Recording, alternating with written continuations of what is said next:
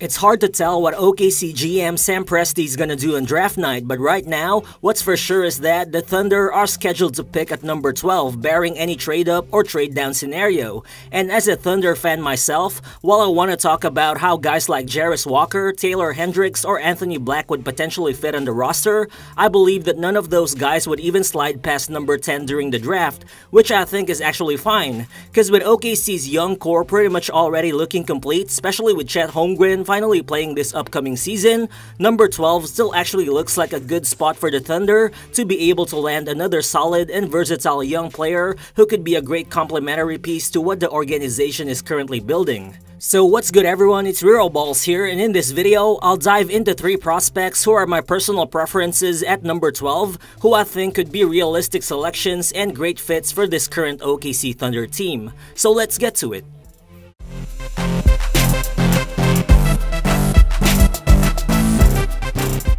First guy on my list is none other than 6'4" Kentucky guard Cason Wallace. Well, I personally have him as high as number 8 on my big board, but most mock drafts actually have him sliding to the late lottery. So if Wallace really falls and is available at number 12, I think he would be a really great addition to the Thunder.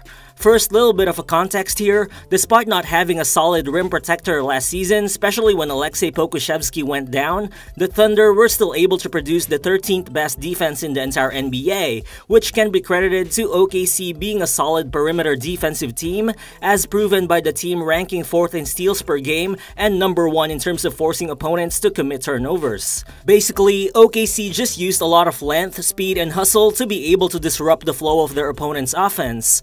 Well, sure, the addition of a real 7-foot shot blocker like Chet Holmgren and the return of Poku would definitely give OKC more room for error in terms of guarding the perimeter. But still, if the team wants to continue building on their identity as one of the most disruptive defensive teams in the entire NBA, then what better way to do that than by selecting Cason Wallace, who's arguably the best perimeter defender in this draft class. Well, despite only being 6'4", Cason Wallace has a deadly combination of super quick hands, mobile feet, strong body, and a high defensive IQ, which enables him to pretty much do everything as a defender. He uses his physicality to guard ball handlers effectively from the point of attack, while also utilizing his defensive instincts and timing to be able to get steals and deflections out of passing lanes. Overall, Wallace averaged 2 steals per game in Kentucky, which ranks in the 75th percentile of college basketball last season. But more than his obvious strong defensive mechanics, what I love even more about Wallace is actually the overall effort he puts in terms of making winning plays that don't really show up on the stat sheet.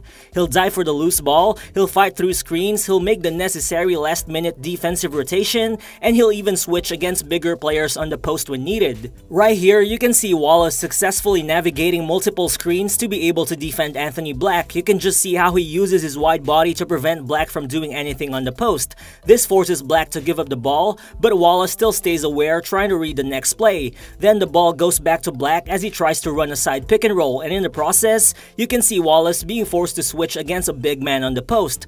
But watch him anticipate the entry pass as he eventually gets the steal. Then in this clip, Wallace starts defending the ball handler from the point of attack. He comfortably follows his man in space, but he already knows that a weak side action is coming. Afterwards, you can just see the amount of ground he covers as he runs to the baseline to provide the help defense before actually getting the block right under the rim. Then here in transition, you can see Wallace trailing the ball handler, but watch how he catches up with his lateral movement, sticking his body to his man without fouling before getting the perfectly timed block on the fast break.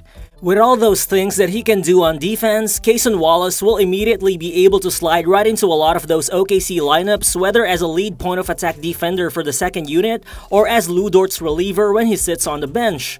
But more than having just all-NBA defender potential, I'm also confident that Wallace will be able to contribute on offense in a lot of ways. First, plug him alongside guys like Shai and Josh Giddey, and he should be effective as a spot-up shooter, as he drained a solid 35% of all his catch-and-shoot attempts from deep in college. Or you can also ask him to lead the second unit as a playmaker, and with the stable passing and low turnover rate he displayed in Kentucky, I can imagine Wallace being a solid ball mover in a potential 5-man lineup alongside Isaiah Joe, Aaron Wiggins, Kenrich Williams, and Jay Will, all of whom can actually space the floor at a really high level. But more than just finding those guys in catch-and-shoot situations, I believe that Wallace himself would also be able to open up the floor for them, as in college, he's also displayed some solid shot-making ability by putting pressure at the rim. He's a bulldog type of guard who uses his strength to get all the way to the basket. In fact, he actually shot more than 64% at the rim, which is actually the highest mark among all lottery projected guards. Also, you can close off his driving lanes and he'll still make you pay with his signature mid-range pull-up jumper, as he drained 44% of all his two-point jumpers in Kentucky. Well, sure, Wallace isn't really explosive with the ball and he's still not the type of guard to break down defenders consistently, which is why I understand all the long-term questions about his offensive upside.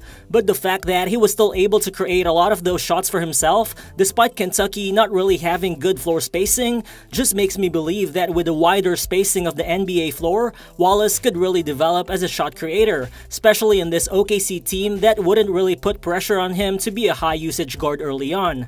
I think Cason Wallace's versatility on both ends just makes him a potential steal for the Thunder at number 12. But speaking of versatility, the next guy on my list is French wing player Sissoko from the G League Ignite, who I think is one of the most versatile yet one of the most underrated prospects from this draft class, who I also believe is a lottery type talent. Standing 6'8" with a 6'10" wingspan, Sissoko is a big wing who pretty much fits the new Thunder prospect prototype of athletic players who can dribble, shoot, pass, and play defense. Well, playing alongside Scoot Henderson in the G League, Sissoko was mostly asked to be a floor spacer or as a cutter, and credit goes to him for playing his part quite well, as Sissoko actually produced 1.13 points per possession out of spot-up plays, ranking in the 80th percentile of the entire G League last season. Well, sure, in OKC, Sissoko should still mostly play a similar role early on, especially when you play him alongside the team's primary ball handlers, but there's definitely more to his offensive bag that OKC can expect to rely on moving forward.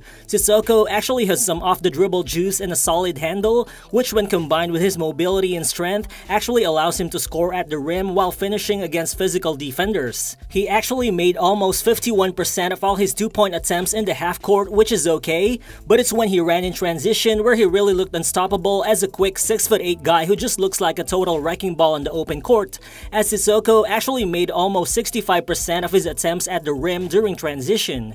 It would just be exciting to see him utilize his natural downhill attacking ability as part of an OKC team who led the entire NBA in drives per game and ranked second in points coming off turnovers last season. But still, right now, I think the most exciting part of Sissoko's offensive skill set is actually his playmaking ability. I just think he's one of the best live dribble passers in this draft class. He's so versatile in a way that at 6'8", he can dish out any type of pass out of the pick and roll, out of the elbows, or even while acting as a short roll passer in the high post. I think he could fit in as another capable secondary playmaker in this OKC team that loves guys who can make quick decisions with the ball in their hands. Good thing is, the numbers also provide a lot of optimism in terms of Sissoko's playmaking, as he actually recorded a 1.74 assist to turnover ratio in the G League, which was actually the second best on his team, only behind Scoot Henderson. While Sissoko played point guard in Europe before coming to the G League, but he never really got a lot of chances to show his ability as an oversized point of attack playmaker with the Ignite, mostly because of Scoot Henderson running the point. But watching his film, you could see that there's really something special with the way Sissoko creates plays for others from all over the floor. Here, as the pick-and-roll ball handler, you can see Sissoko probing the defense right at the level of the screen, but reading the weak side as he drives, he decides to attract the double team before dishing out the one-handed skip pass to the open shooter on the other side of the floor. Here, Sissoko surveys the floor from the top of the key. He tries to make an entry pass, but knowing it's not gonna happen, he looks to shoot the ball, but with the split second he sees another teammate with an open lane, he dishes out the one-handed laser bounce pass right on the bucket. Then here, you can see Sissoko pushing the ball in transition, and as he gets to the half-court line, watch him dish out the precise bounce pass to his teammate for the easy fast break points.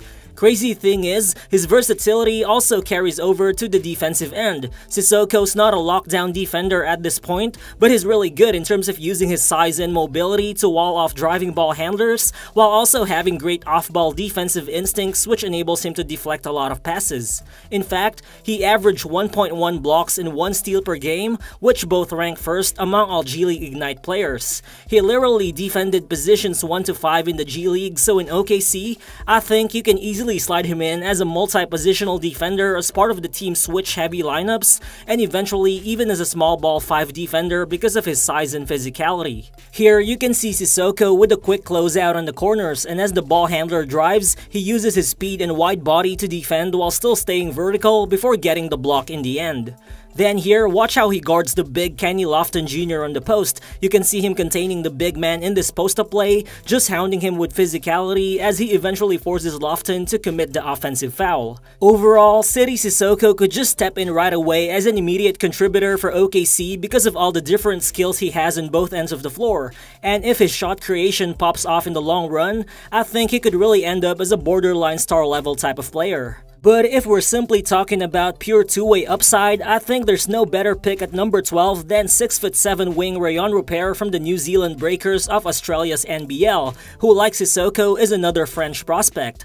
I think Rupert just checks all the boxes in terms of what you're looking for in a modern-day NBA wing prospect. He's got great positional size, elite defensive ability, real shot-making potential, and solid feel for the game. Well, first, the obvious selling point for Rupert is his physical tools and how he uses it on defense. Again, he's 6'7" with a long 7'3" wingspan, which when paired with his tremendous energy allows him to hound ball handlers from the point of attack. I even think he's arguably the best point of attack defender in this draft class.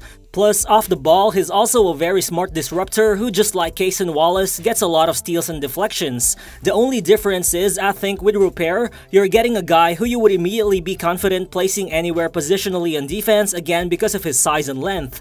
In a physical professional league like the NBL, he was effective as a multi-positional defender who often guarded multiple players in a single possession, which is why in the NBA, especially as part of a switch-heavy defensive team like OKC, I'm quite sure that Rupert would immediately be able to guard positions 1 to 3, including bigger forwards in the long run once he fills out his frame.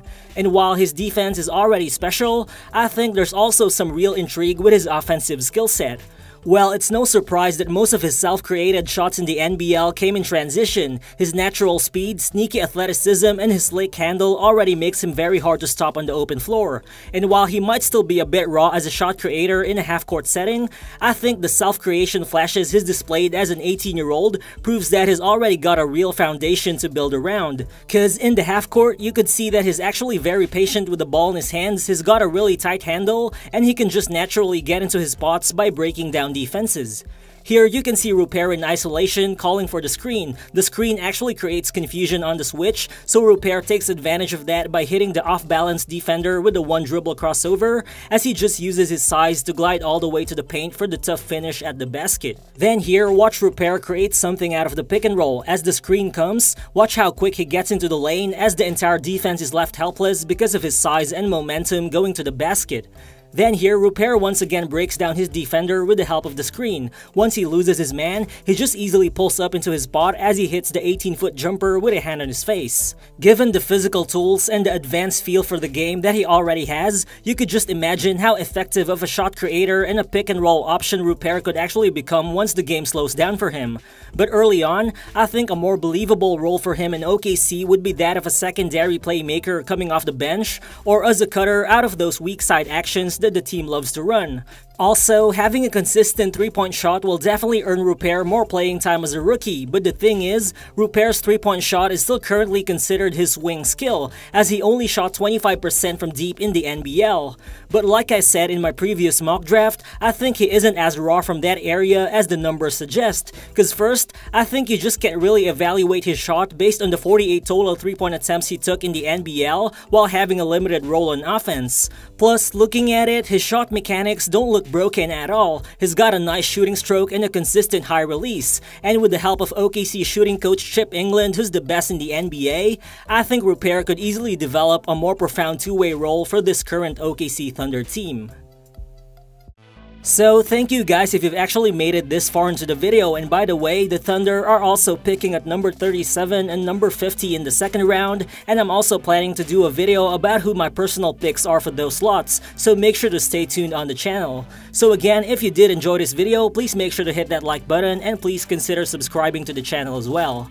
Again, this is Real Balls, and I'll see you on the next one. Peace.